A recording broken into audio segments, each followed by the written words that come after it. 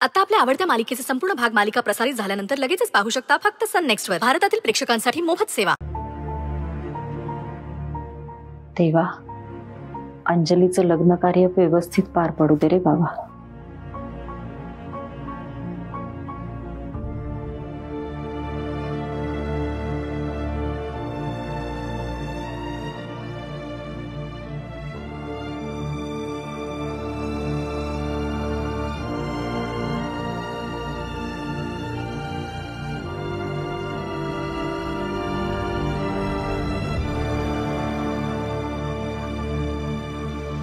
सई, अगं ही फाईल अशी हातात का धरून बसलीस?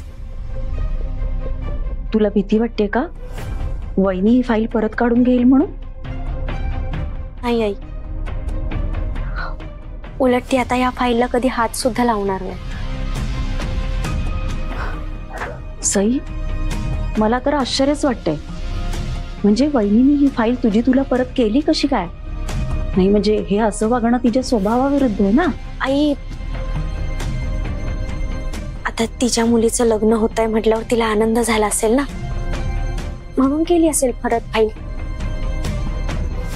पण माझ्यासाठी चांगली गोष्ट आहे ना, मला माझी फाईल परत मिळते. मग सई, तू काय ठरवलंस आता? आई, अंजलीचं लग्न झालं ना तर लवकरात लवकर आपण या घरातून बाहेर पडायचं. मी वरुणला सुद्धा कळवणार आहे की आपण राहण्यासाठी दुसरी सोय बघतोय म्हणून. एकदा का माझा जॉब सुरू झाला नाही, जेवढ्या लवकरात लवकर होईल ना तेवढं मामीचं कर्ज मी फेडून टाकणार. मला आता तिचा हा त्रास नाही सहन होते. किती दिवस त्रास सहन करायचा आपण? एकदा का लवकर आपण कर्ज फेडलं ना तर आपण लगेच बाहेर निघू शकतो.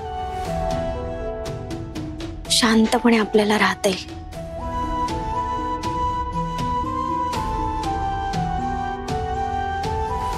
आई, प्लीज तू रडू नकोस ना.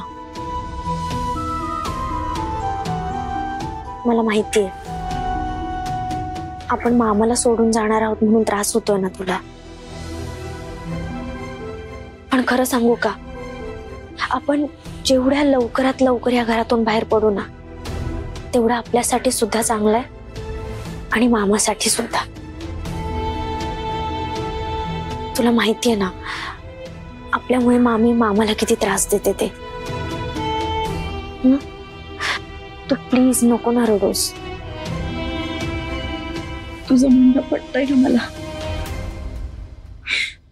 त्यासाठी नाही रडत मी. सई, खर तर हे आनंदाचे क्षण तुझ्या वाट्याला यायला हवे होते. या क्षणांवर तुझा अधिकार असायला हवा होता ग. आज जर सगळं चांगलं झालं असतं तर तुझ्या हातावर मेहंदी लागली असती, तुझ्या अंगाला हळद लागली असती आणि तू जागीरदारांची सून झाली असती.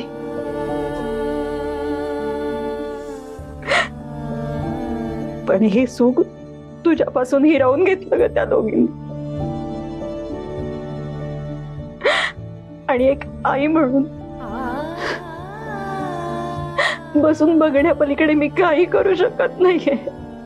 आई, हे बघ, प्लीज रडू नकोस ना. आपल्या नशिबात नव्हतं समजायचं आणि सोडून द्यायचं. आणि देवाण सरांचं लग्न अंजली सोबत होतंय याचं वाईट नाही वाटत आहे मला.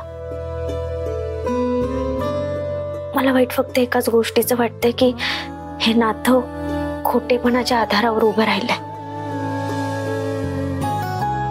अंजली आणि मामीला हे सगळं खूप सोपं वाटतंय, पण हा डोलारा सांभाळणं एवढं सोपं नाहीये ग.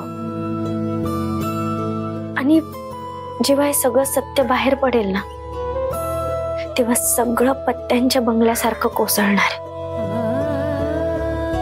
आई, आणि खरं सांगू का, मला भीती फक्त एकाच गोष्टीची वाटते की हे सगळं जेव्हा खरं कळेल ना तेव्हा ह्या दोघींसोबत मामाला सुद्धा दोष दिला जाणार आहे. आणि हे सगळं कळल्यानंतर मामाची काय अवस्था होईल ना, याची कल्पना सुद्धा नाही करवत आहे मला.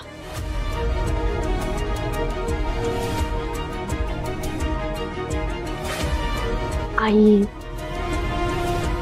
नको ना रडू. हे बघ, सगळं काय व्यवस्थित होईल.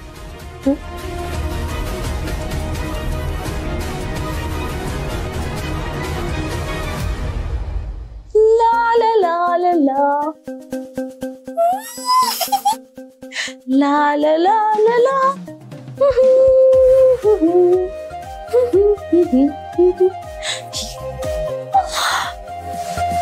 वाव, हा रंग किती प्रिटी आहे. हा रंग आवडेल का देवांशला? आय थिंक हा रंग खूप आवडेल. एसी एसी एसी, फायनली तुझं ती देवांसोबत लग्न होतं. वेडिंग. ला ला ला ला. पॉप्स, तुम्ही इथे सईला शोधताय का? सई इकडे नाही आली. सई ना आय थिंक किचन मध्ये वगैरे कुठेतरी असेल. नाही नाही, मी सईला नाही भेटायला आलो, मी तुलाच भेटायला आलो, तुझ्याशी बोलायला. रिअली? तुम्ही माझ्याशी बोलायला आलाय की मला काही बोलायला आलाय? नाही म्हणजे तसं जर काही असेल ना तर मी आत्ताच सांगते, मी काही केलेलं नाहीये. तुम्हाला जे काही असेल ना तुम्ही क्लिअरली बोला पॉप्स माझ्याशी. मी काहीच केलेलं नाहीये. अगं तू काहीच केलेलं नाहीयेस, मी सहजच आलोय गप्पा मारायला. चालेल ना? मला चालेल, मला धावेल. पण पॉप्स, तुम्हाला चालेल का?